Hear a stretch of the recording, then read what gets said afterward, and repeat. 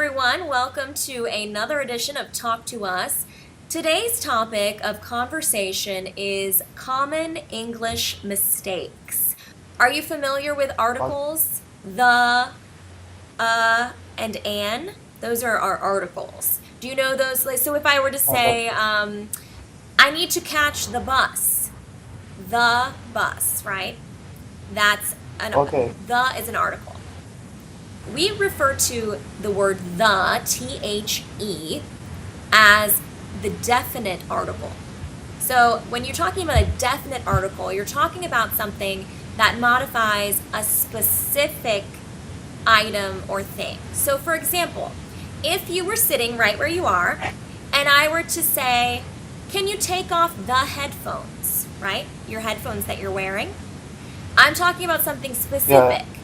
Right, exactly. I'm talking about the headphones you're wearing. So that's something that there's only one set of those headphones that you're wearing, the ones you have on. So I'd say, take off the headphones. But if I were going to talk about something that's an indefinite item, so it could be one of a number of things, I don't know exactly which it is, I'm not talking about something specific, I would use either a or an. So I might say, Atik, do you have a pair of headphones? Do you have a pair of headphones? Now, do you know the difference between a and an, Yes, I know. and when you use which one? So when do you use a and when do you use an? We use A before the consonants and N before the vowels, Exactly. right? Exactly. That's exactly right. So our vowels are A, E, I, O, and U. So if we have Yes. a word that starts with a vowel, like apple, I would say an apple.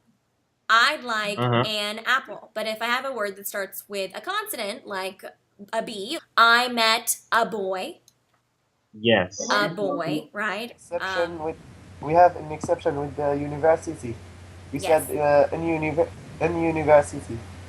Yes, right. You don't exactly. You're right. There's an exception there. That's actually a really good point, and that is something that I think a lot of English learners would benefit from taking into account. Is that it's not as hard and fast rule always. We have a lot of general rules, but you do have exceptions. Another example is when you have a word that starts with a silent consonant. For example, the word hour, as in what hour of the day is it? You would say an hour.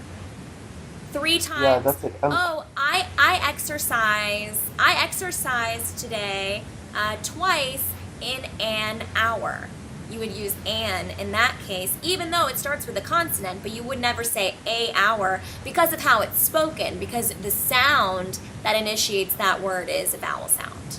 Another example of an exception to the definite indefinite difference is when you use the word the, T-H-E, to modify something that is an abstract idea, or if it's something that's just a representation of something abstract. So for example, I could refer to a group of people using a singular noun. So I could say, for the American tourist, visiting New York is a must.